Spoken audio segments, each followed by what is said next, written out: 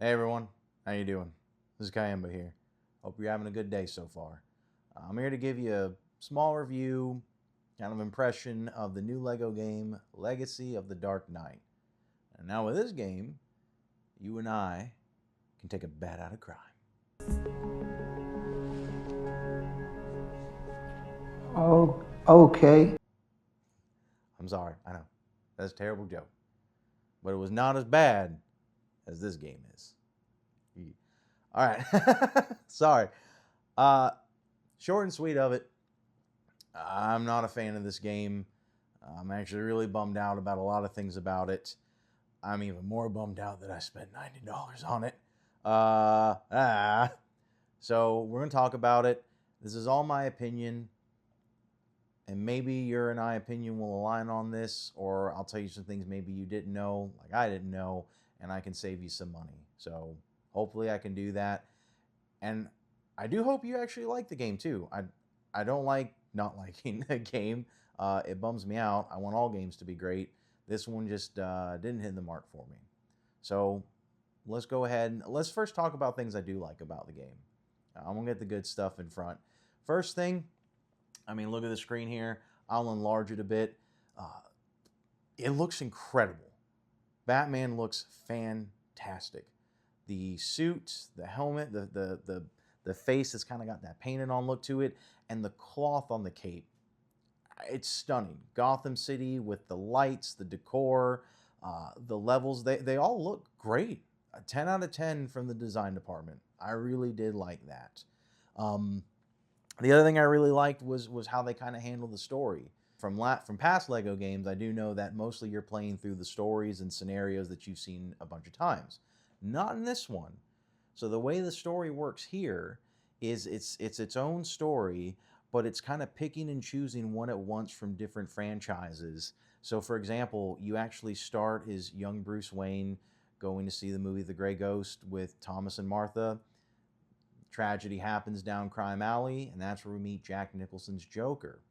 Then we fast forward to Bruce Wayne uh, learning how to be a assassin in the League of Shadows with Ra's al Ghul from Batman Begins. Then we go back to Gotham City with Batman, and you're having a chase scene with Oswald Cobblepot, the Danny DeVito version, with a chase sequence taken straight out from The Batman with Robert Pattinson.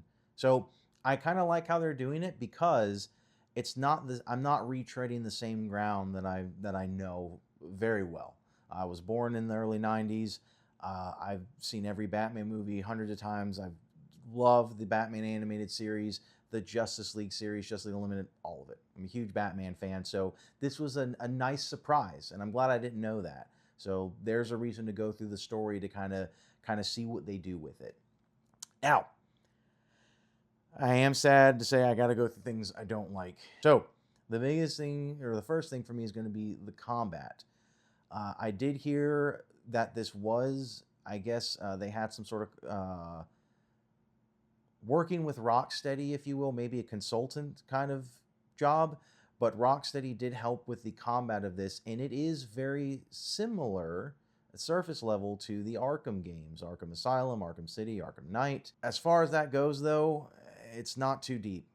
So when you're doing combat, you can move the analog stick in a direction, and Batman will lock on to any enemy. He'll leaps and bounds over the battle floor to fight whoever you're moving your analog stick towards. You can jump over enemies that have shields to get behind them, so you can do some attacks that way because you can't attack them head on. You've got batarangs you can throw to stun enemies and then do a whole bunch of volley attacks. And then eventually you can build up a meter, and that meter will give you a super ability to take out any guy, doesn't matter what weapon they have. Now, the problem with this is it doesn't have the complexity of the Arkham games, so it feels like a lot of busy work. And I felt that more because I played on the hardest difficulty, which just brought more enemies on screen. They felt a lot, they felt very spongy. So I would be in a sequence where I'm fighting, it felt like 15, 20 dudes forever, and it never stopped. And doing that 20, 30 times, it started to wear on me very early on. I wish there was a little bit more in depth to it than that, but there's really not. You even get a life counter on the hard mode. I never lost a life once. So I would recommend play this on like your standard Lego difficulty just to save you some time with that. Now, the other issue, the character roster. These Lego games are normally known for their massive roster. Getting to play a whole bunch of characters that are few and far between. Some may have shown up in a one Batman episode or a comic from like 30 years ago that nobody knows about. That's the fun bit about it. How deep in the lore do they go? In this game, you only get 7 playable characters. That's it. I don't want to spoil who the 7 characters are, but I will say one of them is not Alfred. And I'm really bummed I don't get to play as Alfred. So, just the small, most of the unlockables are bat suits. It's mostly cosmetic. From everything that I did unlock so far, they didn't even have different gameplay mechanics. It's just cosmetics. That's it.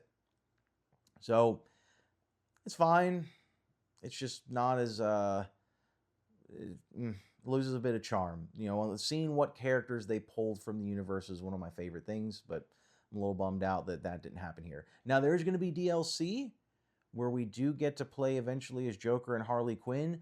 Maybe they'll pull some more characters. Like, I really wanted to play as, like, maybe Mask of Phantasm will be in here. Oh, also about the combat I want to go back to is that boss battles.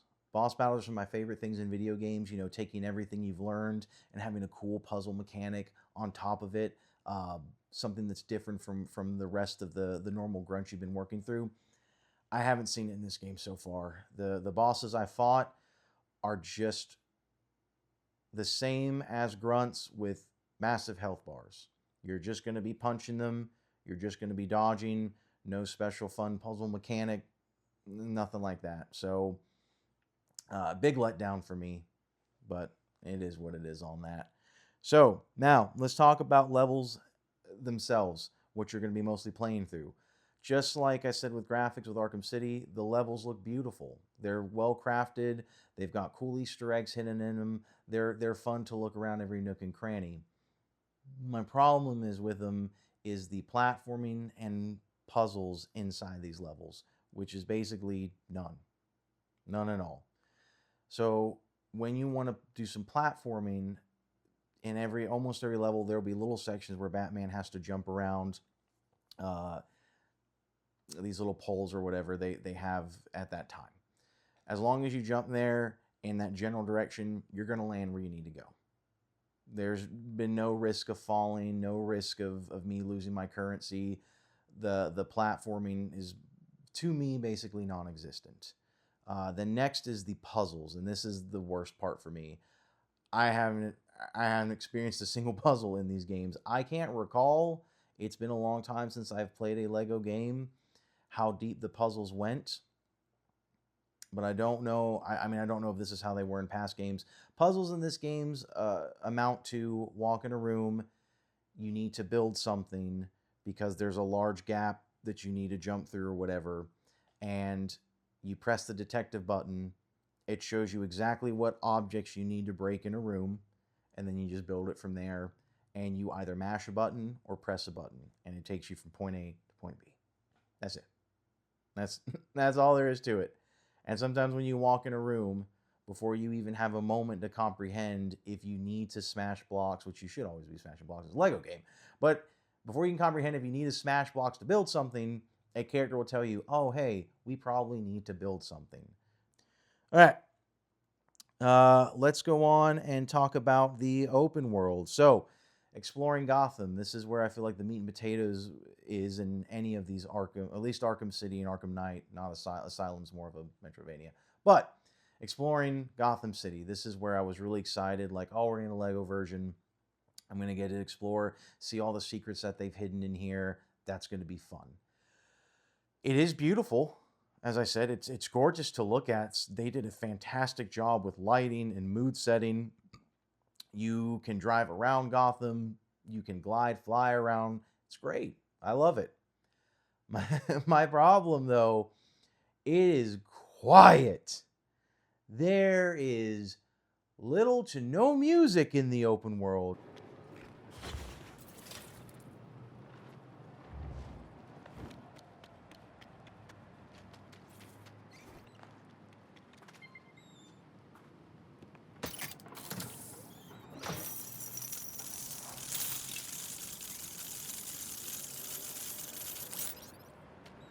And you would think, celebrating the Legacy of the Dark Knight, you'd have all kind of Batman soundtracks you would be hearing. If they're there, I couldn't find it. I couldn't hear it. Even my wife, who was watching me play, commented, "Why is it so quiet?" And the part that really sucks is I was driving around and you'll hear like radio stations from other people's cars, like some music, some talk hosts, and I'm like, "Oh wow, maybe if I turn on my radio, this is where I'll hear the music from all the different movies, the shows. Maybe there'll be a talk show where like a villain who's not a villain yet will show up and say some cool Easter egg thing." I was really excited, only to find out again, I could not find it. Maybe it's somewhere hidden deep or an unlockable way later in the game, but you do not have the option to turn on any kind of radio in the Batmobile. You are just driving around in silence while you're hearing other people in their cars have a great, good old time.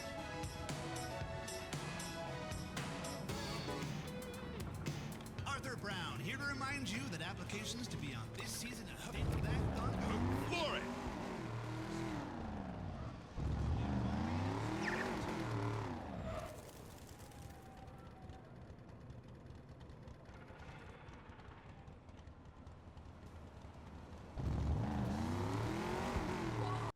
So I don't know. That's a decision. Kind of like when I played Metroid Prime 4 and you're just in the desert and it's just you and your thoughts. And then I got to thinking how I spent $90 on this game when I could have bought an actual Lego set. Yeah, good time. And then last, this is a personal pet peeve of mine. I don't know who at DC is doing this. I don't know what's going on. But in the Batman Harley Quinn movie, there was a long sequence, and a comfortably long sequence of Harley Quinn farting in a car with Nightwing and Batman, and them having to smell it. Oh, holy. It's not so bad. Smells like discipline. There is a Harley Quinn comic about her farting that is also Scratch and Sniff. I don't know why we needed that. Batman does get farted on in this game.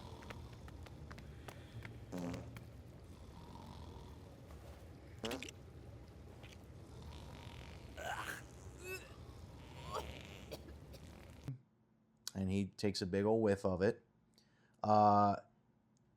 And in the big scene where he decides to become Batman in the Batcave, he gets absolutely shit on.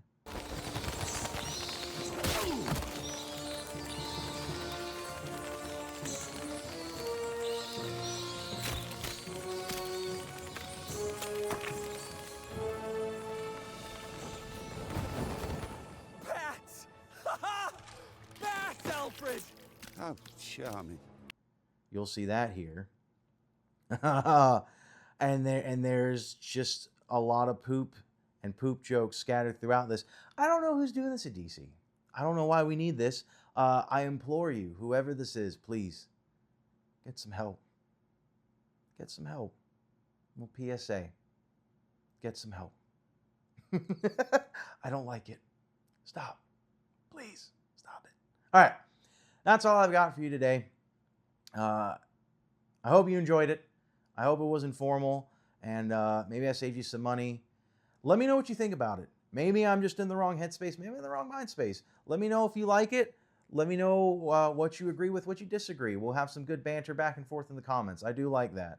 Opinions can always be changed. I don't like them to be set in stone. So again, could just be a perspective issue on my side. So yeah, I look forward to that. I hope you have a good morning, a good evening, or a good night whenever you're watching this. And thank you so much for taking time out of your day to spend it with me. I hope you have a good one.